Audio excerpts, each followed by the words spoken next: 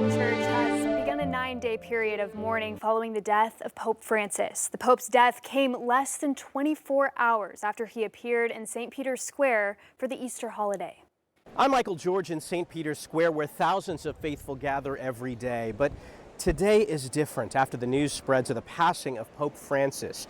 Now, I was inside the Vatican just 2 days ago talking to people who live here and work here, and so many people knew that the Pope's health was deteriorating and they knew that this was coming.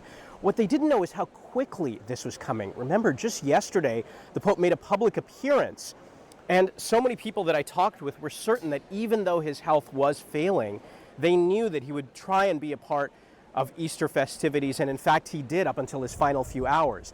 So this still did come as a shock to people here. Remember that the Pope was more than just a religious figure to Catholics all over the world, but also a cultural figure here at the Vatican, in Rome, where people saw him as someone who was gentle, who was humble, empathetic, and warm.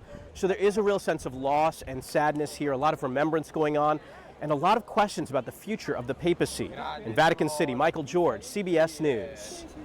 Catholics here in the U.S. are remembering Pope Francis and celebrating his life and impact on the world. A portrait of Pope Francis is displayed in St. Patrick's Cathedral in New York City, where Catholics are coming to mourn his death. The New York Stock Exchange held a moment of silence. At the Boston Marathon, a Revolutionary War reenactor is thinking about the future and who the conclave will choose as the next pope. Hopefully they'll make a good choice, because our world needs a little more openness and a little more acceptance.